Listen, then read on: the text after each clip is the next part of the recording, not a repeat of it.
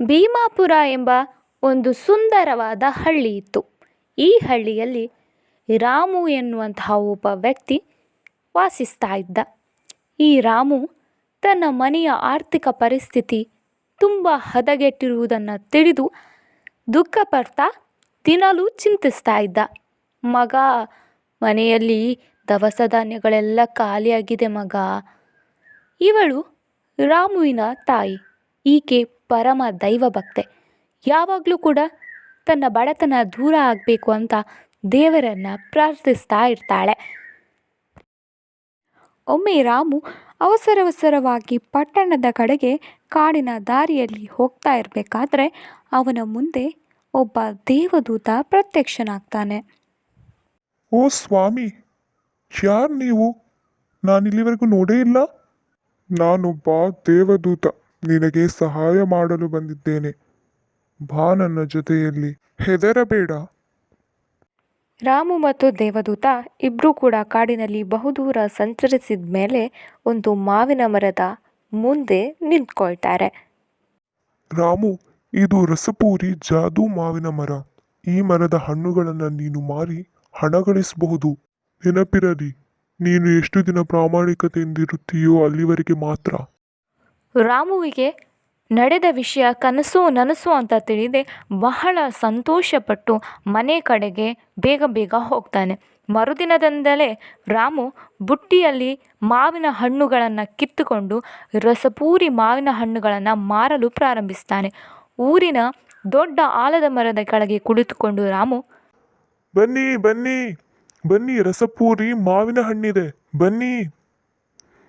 ತುಂಬ ಜನರು ಬಂದು ರಾಮುವಿನ ಮಾವಿನ ಹಣ್ಣುಗಳನ್ನು ಖರೀದಿಸುತ್ತಿದ್ರು. ನನಗೆ ಕೊಡಪ್ಪ, ನನಗೆ ತುಂಬ ರುಚಿಯಾಗಿರೋ ಮಾವಿನ ಹಣ್ಣು ಬೇಕು, ಕೊಡಪ್ಪ. ಹೀಗೆ ದಿನಗಳು ಕಳೆಯುತ್ತಾ ಹೋಯಿತು. ಸಂಪಾದನೆ ಹೆಚ್ಚಾದಂತೆ ತನ್ನ ಹಳೆ ಮನೆಯನ್ನು ಬಿಟ್ಟು ರಾಮು ದೊಡ್ಡದಾದ ಮನೆಯನ್ನು ಕೂಡ ಕಟ್ಟಿಸ್ತಾನೆ.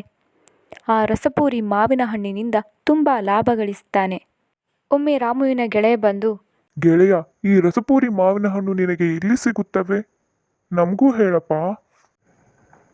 ಅದು ದೇವದೂತ ಕೊಟ್ಟ ಜಾದೂ ಮರ. ಆ ಮರ ನನಗಷ್ಟೇ ಹಣ್ಣುಗಳನ್ನು ನೀಡುತ್ತದೆ ಗೆಳೆಯ. ಓ ಹಾಗಾ? ಅದರ ಹಣ್ಣುಗಳಿಗೆ ಅಷ್ಟು ಬೆಲೆ ಇರಬೇಕಾದ್ರೆ ಇನ್ನು ಆ ಮರದ ಕಾಂಡಕ್ಕೆ, ಆ ರೆಂಬೆ ಕೊಂಬೆಗಳಿಗೆ ಇನ್ನೆಷ್ಟು ಬೆಲೆ ಇರಬಹುದು ಗೆಳೆಯ? ಅದನ್ನು ಮಾರಿದ್ರೆ ನೀನು ಒಮ್ಮೆಲೆ ಶ್ರೀಮಂತನಾಗಬಹುದು. ರಾಮುವಿನ ಗೆಳೆಯನ ಮಾತನ್ನು ಕೇಳಿ ರಾಮುವಿನ ಮನಸ್ಸು ವಿಚಲಿತಗೊಂಡಿತು ಹಾಗೂ ಅವನೂ ಕೂಡ ಅದೇ ರೀತಿ ಯೋಚಿಸಲು ಪ್ರಾರಂಭಿಸಿದ. ಇವನ್ ಹೇಳೋದು ಸರಿಯಾಗಿದೆ. ಎಷ್ಟು ದಿನ ಅಂತ ಬಿಸಿಲಿಗೆ ಮಾವಿನ ಹಣ್ಣು ಮಾರೋದು? ಮರನ ಕಡಿದ್ರೆ ಒಳ್ಳೆ ಲಾಭ ಸಿಗ್ಬಹುದು. ಮರುದಿನ ರಾಮು ಹಣ್ಣುಗಳನ್ನು ತರಲು ಬುಟ್ಟಿ ತೆಗೆದುಕೊಂಡು ಹೋಗುವ ಬದಲು ಮರವನ್ನು ಕಡಿಯಲು ಆಯುಧವನ್ನು ಹಿಡಿದುಕೊಂಡು ಹೋಗುತ್ತಾನೆ. ಮಾವಿನ ಮರ ಇದ್ದ ಜಾಗಕ್ಕೆ ಬಂದು ನೋಡಿದರೆ ರಾಮುವಿಗೆ ಆಶ್ಚರ್ಯ ಕಾದಿತು. ಆ ಮರ ಎಲ್ಲ ಒಣಗಿ ಅದು ಸತ್ತು ಹೋಗುವ ಪರಿಸ್ಥಿತಿಗೆ ಬಂದು ಬಿಟ್ಟಿತ್ತು. ಅದನ್ನೇ ಕಣ್ಣು ಮಿಟುಕಿಸದೆ ರಾಮು ನೋಡ್ತಾ ಇರುವಾಗ ಅವನಿಗೆ ಒಂದು ಅಶರೀರ ವಾಣಿ ಕೇಳಿಸಿತು. ಅತಿಯಾಸೆ ಗತಿಕೇಡು ಅನ್ನೋ ಮಾತು ಕೇಳಿಲ್ವಾ ನೀನು?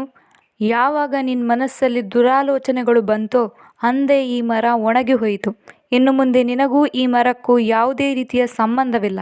ಈ ಮರ ನಿನಗೆ ಯಾವುದೇ ರೀತಿಯ ಹಣ್ಣುಗಳನ್ನೂ ನೀಡುವುದಿಲ್ಲ. ರಾಮುವಿಗೆ ತಾನು ಎಂಥ ದೊಡ್ಡ ತಪ್ಪು ಮಾಡಿದ್ದೇನೆಂದು ತಿಳಿಯಿತು. ಆದರೆ ಕಾಲ ಮಿಂಚಿ ಹೋಗಿತ್ತು. ಅವನು ಅವನ ಜೀವನದ ಆಧಾರ ಸ್ತಂಭವನ್ನೇ ಕಳೆದುಕೊಂಡ. ಇದೇ ರೀತಿಯ ಕಥೆಗಳಿಗಾಗಿ ನಮ್ಮ ಚಾನಲನ್ನು ಸಬ್ಸ್ಕ್ರೈಬ್ ಮಾಡ್ಕೊಳ್ಳಿ.